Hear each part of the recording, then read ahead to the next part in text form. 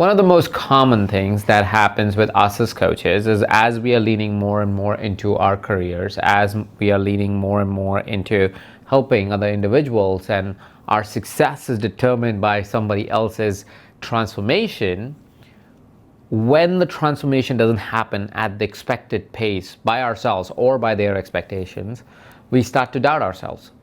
We start to wonder if we are good enough. We start to wonder if we are any good at this thing that we really love doing, this dialogue that we really love having. As a coach, have you doubted yourself? Have you wondered if you're good enough? Have you wondered, even when everybody tells you, by the way, that you're amazing and you transform their life and you were an agent to change, have you taken a moment and said, I don't know if I'm good enough. If I'm good enough as a coach, am I good enough to really take this as a full-time career? Am I just making this up, or is this a real thing? If you are that person, I think today you're in for a treat. You see, one of the most powerful coaches that I know in the world right now is Jason Goldberg. Jason is a phenomenal coach. We have many quests by him on our platform, EverCoach. And while I was looking at great things to share with you on this YouTube channel, I found this amazing coaching session that he held at Mindvalley University, where he live coached another coach who was struggling to find their value. They were doubting themselves consistently. They were doubting if they were actually a good coach, even when people were telling her she's amazing. And I loved how Jason coached her through that process.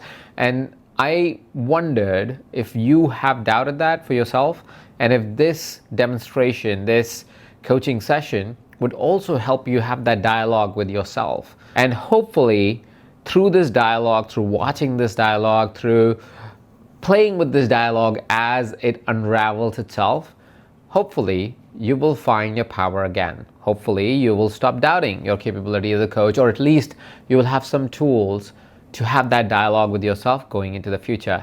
So with that, I invite you to watch this coaching session very carefully and engage in this coaching session by leaving comments below to share what's coming up for you. If you have an insight, if it's a question that really registered, if a metaphor really landed for you, go ahead and post that in the comment section below. And I'll see you after this coaching demonstration. Hi, Valeska.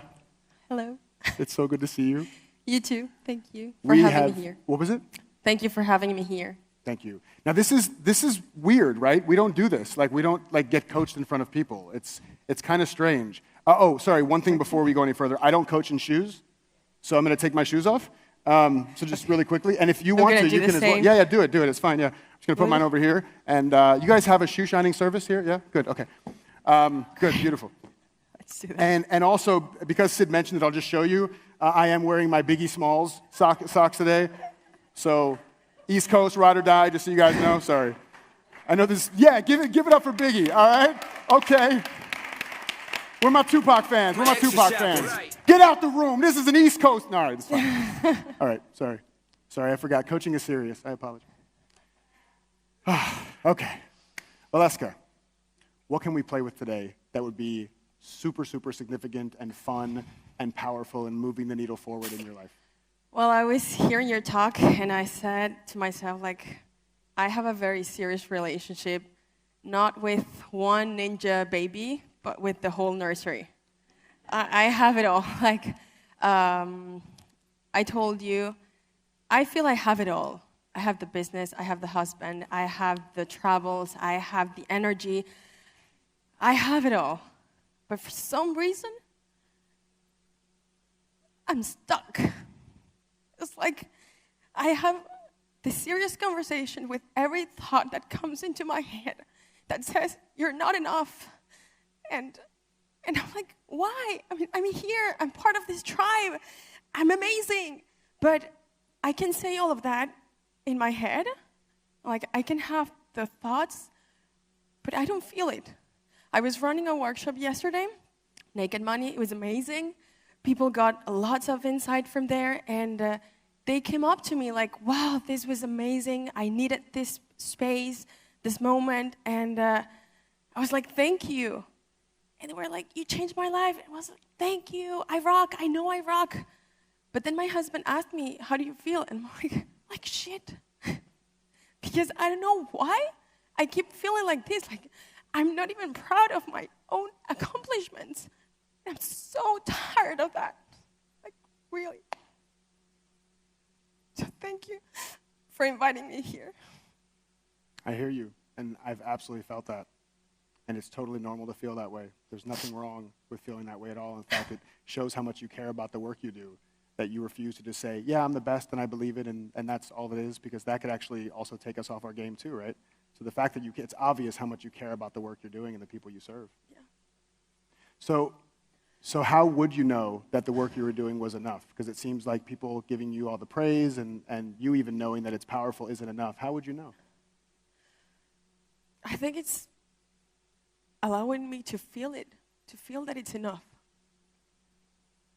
But I was thinking about it, and it's like when somebody comes up to me and tells me, wow, this was amazing, changed my life.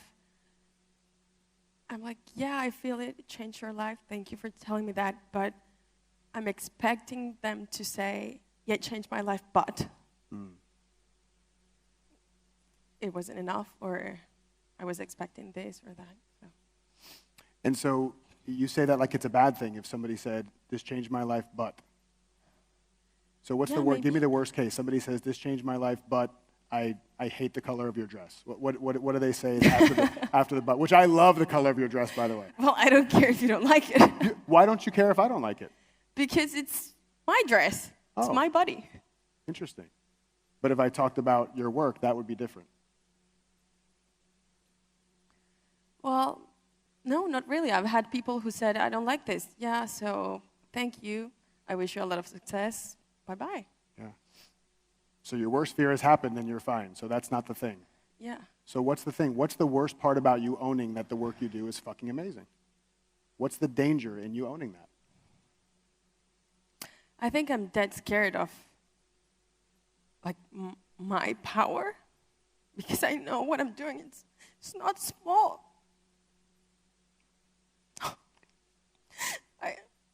I said I was going to say this out loud in Mindvalley, and here I am, you see? I'm really changing a continent. I'm from Venezuela. It's a country that you all know. And I started doing this for my country, for my continent. I mean, people are struggling, and we have this opportunity to be here and get all of this amazing knowledge. And I use metaphors and distinctions and stories just to translate all of this conscious world into other people's lives who don't get access to this. And it works, and it's amazing, and I'm doing it. And I know I can go into a massive scale. I haven't done that yet, and I think that I'm scared of that. I'm scared of scaling up, because I have it. I have the system, it works, and I have the results. I have everything. But I'm like there. It's like I can't move past that. And why do you think that is? What are you scared of in scaling? Maybe the responsibility. Because with great power comes great responsibility. So, yeah. Do you feel any sense of burden that you're taking all this on your shoulders? Yes.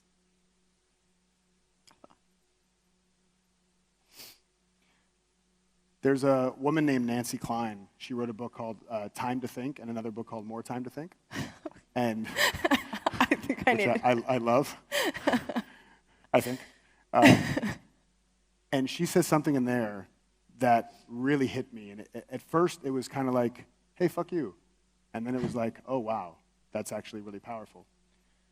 She said that in this world, no matter what it is we're doing, the work we're doing, conversations with people, whatever, we are both essential and irrelevant. Yeah. And I'm curious if 5% of that significance of changing the world was removed from your shoulders, how would this work feel different for you? I think it would be easier. How so?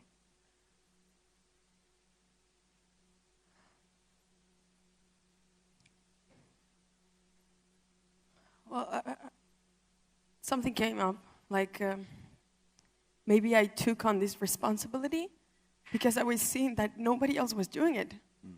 So I said, okay, nobody else is doing it. I have to do something about this. And maybe I feel alone. I want to turn to you guys for a second because I just want to, this is beautiful and I'm so grateful that you're sharing this. So thank you. Anybody else here ever feel responsibility for their clients' outcomes? And a good session means you're a good coach and a bad session means you're a bad coach? Yeah. Yeah. So what I think I heard you said was that when this feels like world-changing, significant work that's on your shoulders and you bear the burden of changing the entire landscape of a country, it feels a little challenging, which I get. I need a nap just thinking about doing that. And when you say that if it wasn't as significant, if you were just doing the work because it was Thursday instead of because it was this massive thing that you had to change the world with, it may feel a little easier. Is that right? Okay. So this element of being responsible for people's change, feeling responsible for changing an entire country, is this something that you feel, a level of responsibility to change all these things that you're working on? Yeah. Yeah, I get it. And that can drive us. There's nothing wrong with that at all. That's like, that can really get us out of bed. Like, I'm responsible to do this thing, and I'm somebody who lives in integrity, so I'm going to make sure this happens. Yeah. And it has a shadow side. And it can drain our creativity. It can burn us out. And it's a burden that we bear. So I'm curious, how would it feel different for you if instead of your goal being to be responsible for changing the entire landscape of Venezuela, that instead you did everything in your power to simply contribute to change in Venezuela? If you look at that distinction, responsible for versus contributing to, how does that land for you? Well, actually, I started working on that about a year ago. And I said, okay, well, this is everybody's responsibility. It's not only mine. So when I switched to that and I started working like that, actually my business started growing because I was not only touching people in Venezuela, but in whole South America. And people were resonating everywhere. And I said, this is not only a problem of Venezuela. It happens everywhere. It's just that it popped up in Venezuela. But it's the same everywhere.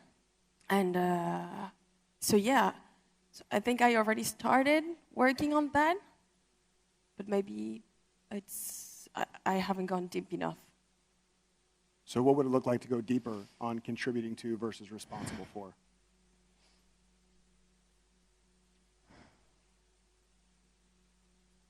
Getting more people on board and not being afraid to speak up my truth and what I really want to do, so that I have more people helping me, actually, and contributing to the mission. How would that change how you show up? Well, I need to show up more. I mean, I see you, and I'm like, I'm just like him. Like, I'm very playful, I'm very joyful, I have great energy. I don't have problem with being on stage, being coached, or that. And but you show up more. You're more like, fuck them. You know? And I'm more like, not so much fuck them. Yeah. So what do I know, or what am I a complete idiot about that allows me to show up and do that? Yeah. That you're obviously smarter than me. That's why you don't do that, right? Because I'm kind of an idiot sometimes. So what is it that I know that you think I know or have access to that you don't know or have access to? I think it's allowing yourself to play more, to just play and let go. And one of the things that I was telling you before, like, I love this coincidence of the universe and being here at Mindvalley. I'm actually working at the nursery, and I keep telling Kathy, like the manager there, every day, this is more for me than for the kids. You know, I need to be on the floor playing with Legos and just not overthinking and not having these serious conversations with myself, just being playful as a kid, because they're very creative, and I've learned so much from them. And you're like a big kid, like a big 3-year-old. Yeah. I have an enormous 3-year-old. I think it's a gland issue, I think is what's going on here. Yeah. Yeah, I want more of that. Yeah. I want to be like so when you said, I'm taking off my shoes, I'm like, yeah, I can't get to be a kid. Yeah. So how do you think your mission is going to be held back if you continue to stay really serious with your thinking? Well, it's not going to move forward. It's just going to stay small. And I know I have much more to give and to contribute, so. Well, and this is the beautiful thing, right? This is the nature of how our consciousness and how our thinking works. And it was what I had up on the screen, but I didn't get to explain it, and I'll explain it now, is this hot air balloon metaphor, right? Hot air balloons are designed to rise. Like, they are literally designed to not be on the ground. On the ground, they're stupid. They're worthless. They're designed to rise. And so we have the little pull string. You pull the pull string, and the fire goes up into the balloon, and that's what makes it rise. But if we still have the little sandbags that are on the hot air balloon, we can push and push and push and use more fuel and more fire. And if we're lucky enough to still ascend, it's going to be slow, and it's going to burn out all of our energy. That's me. So the question is, some people, and myself included, I've definitely done this. This is actually my default, is to say, I'm going to double down and put even more fire.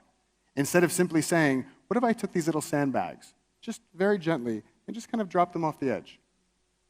Right? What if I questioned these thoughts? What if I took this thought less seriously? What if I allowed this thought to be without it being a nuisance in my life and allowed it to go away?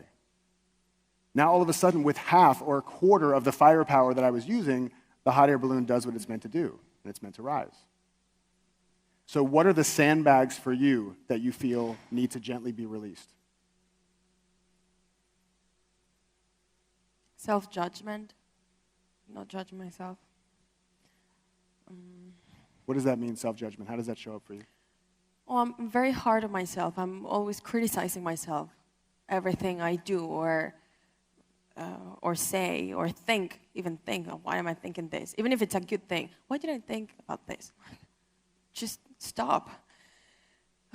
So that would be a good thing. And really not caring about what people think about me. Because I think I let go a lot of that, but I realized, I thought I was way past over that. But no, I really care what they think about me. And so it just, letting go of that and letting go of the seriousness, letting go of the past. Like, doesn't matter what happened in the past, just letting go of that. I have a very hard time letting go of the past. And and even the future, like, doesn't matter what happens in the future. Yeah, I have this idea, but it always shows up in a different way. Now, my future, like, I'm here. I love it that I'm being here, but I never, this wasn't in my bucket list, like 10 years ago. Yeah. I love that you brought up the self-judgment thing, because I can sum up the most powerful coaching I've ever received in my life into 10 words. You guys want to know the 10 most powerful words you could ever say to somebody to completely shift their life? Truly, do you want to? I heard like one yes. Okay, all right, okay. Just want to make sure. So my coach, Steve Chandler, a couple of years ago, I wrote him this email. Long, loopy email. Just like, I don't know if I was on something, I don't know what it was. 3 or 4 page email that I sent him that just said all these things I was stressed about. Steve, I don't know what to do. I have this thing, and what if I invest in this and I lose the money, or what if this person doesn't sign up, or what if this doesn't grow the way I want it to, and oh God, what if one day I have to go get a job again? And I just go through this whole long thing, this literally 4-page diatribe of all the things I'm worried about. He writes me back about 2 hours later, and he says 10 words. So much compassion for what you're putting yourself through.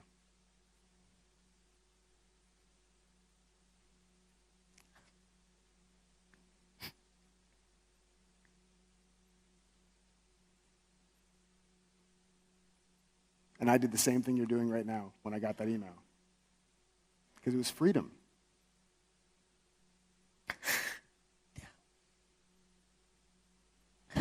Deep breath.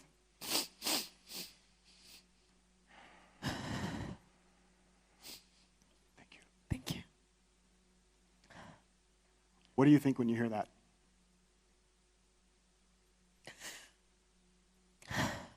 I would say the same thing to somebody else. Yeah, we're our worst clients. Yeah. I would fire myself in a fucking hot minute. Yeah. But imagine if that was your only practice every day, is to notice when you're putting yourself through this, when you are making it a little bit too serious, when you're making it a little too significant, not as a judgment, as a noticing. Like, I truly believe that the heavy thoughts that we have, the self-judgment, all these things, it's like the light on our dashboard that tells us we're low on fuel, right? When I'm driving my car and the little light flashes and says you're low on fuel, I would never say, what a piece of shit car. Really?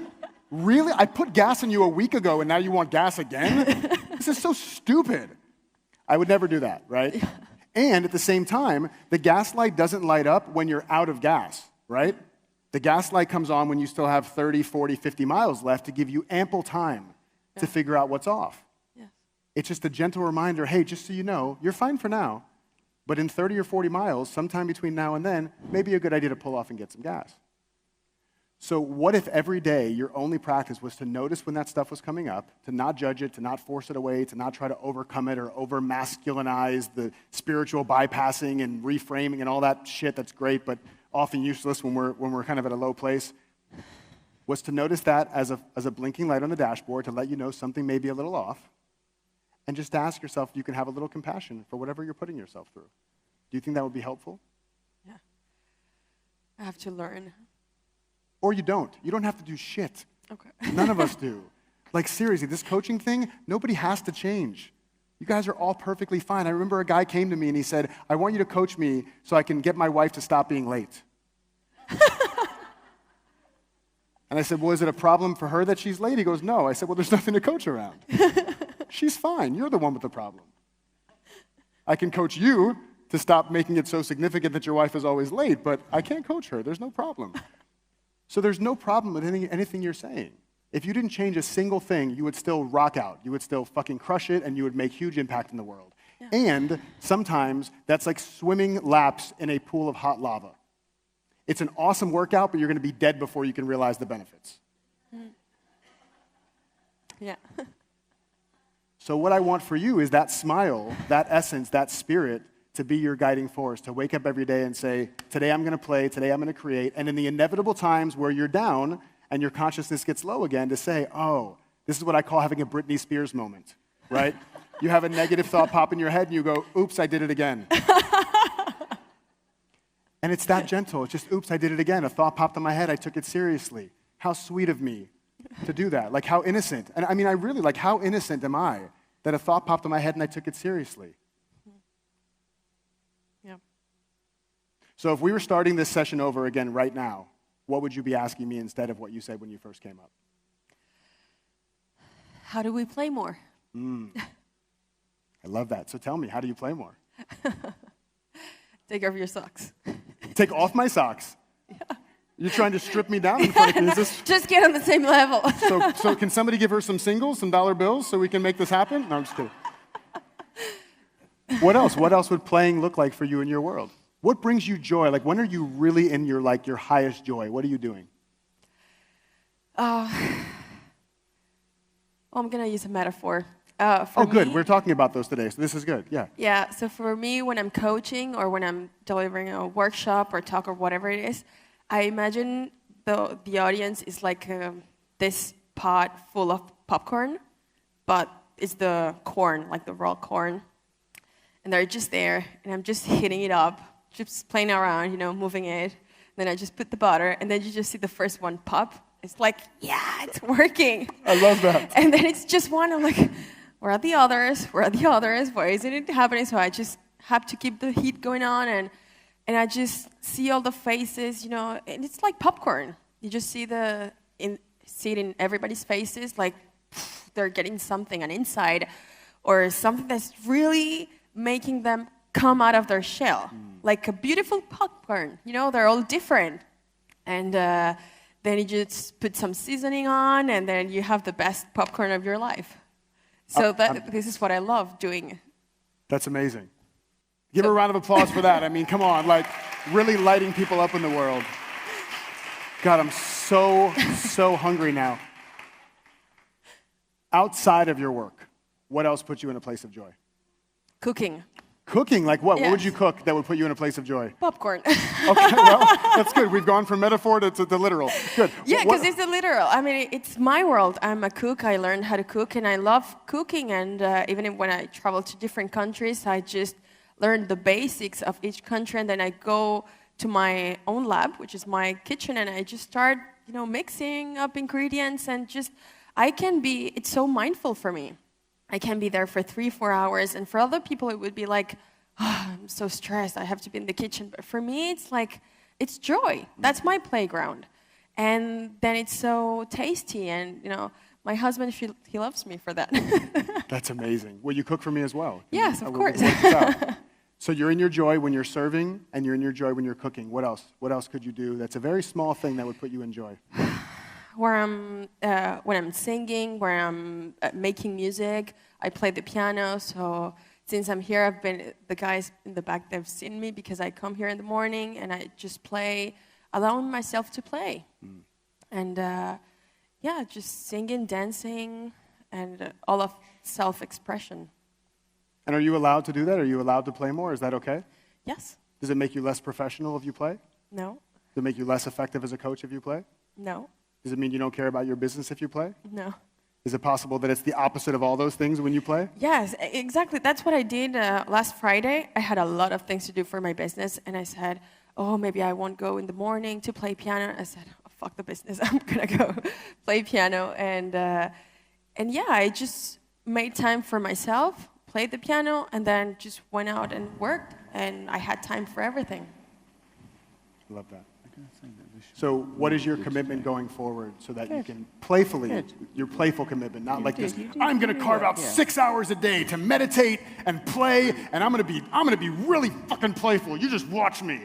If we didn't do it that way, how could we more gently commit to you being more playful going forward? Well, one of the things that I committed to while starting Mindvalley University, since I'm working with the kids, was I'm going to play out full like a kid. I'm going to behave like a 3-year-old. So I'm just drawing and making new friends, and like I have a lot of new best friends. And I just play with them. And even, this is kind of weird, but it's not a metaphor, it's a real thing. When you go to the bathroom and the kids, the 3- to 4-year-old, they're like, hey, they're having fun in the bathroom. And I'm like, I'm going to do that just to have fun. It's my me time, but I'm going to enjoy myself because this is one of the things that I haven't done. I haven't enjoyed myself. So I'm going to not work on that. I'm going to play on that. I'm going to enjoy myself. That's what I'm going to do. There's a tool that I have that I use called PBQs, Prison Break Questions. And I've shared them at EverCoach Summit before. And a prison break question essentially is a question that takes a problem and makes it no longer problematic. And the structure of it is, if I knew, what would I do? Right, essentially, if I knew, what would I do? So I'd love for you to come up with a prison break question for yourself, and maybe it's now, or maybe it's later, or maybe it's both, to remind yourself that play is actually the quickest route to all the things that you want. It's not apart from what you want to create. It's a part of what you want to create. Does that make sense? Yes. So something even to the effect of, if I knew that finding my joy was the quickest route to change the entire landscape of Venezuela, how would I show up in this moment?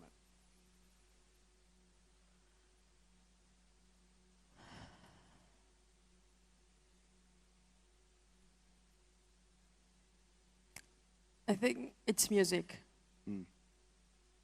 Now that's a question you would take with you, and you can just ask yourself that question whenever you're kind of feeling a little heavy, a little down. It's just really asking yourself, if I knew that me finding my joy was the quickest route to the change I want to make, how would I show up in this moment? And in that moment, in that instance, you can shift the entire perspective of how you're showing up in the world. Do you know that that's possible for you? Yes, it is. And it's something it's like I've known this all my life. Yeah?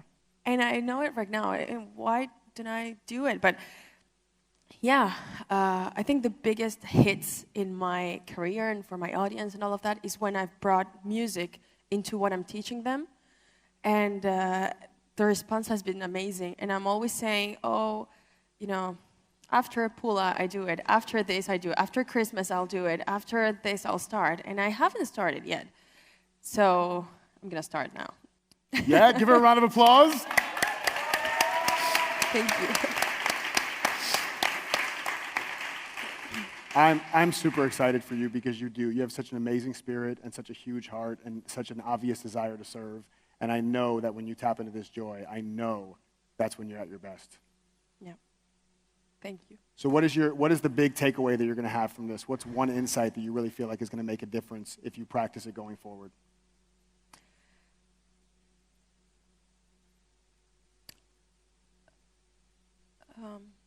It's about me. It's about allowing myself to be with me, to play with me, to be compassionate towards me, and just be who I'm supposed to be and not delay it anymore. And remembering also, I love that you just said this. Did you guys all catch a few seconds ago when she said, I already know this stuff. Like, I know this already. I love when people say that because what a lot of coaches that have big egos don't like to hear, especially when I say this, they get really upset, is that we're actually, as coaches, we're in the PR business. But PR stands for permission and reminders. That's the business we're in. So there was nothing I was trying to teach you up here.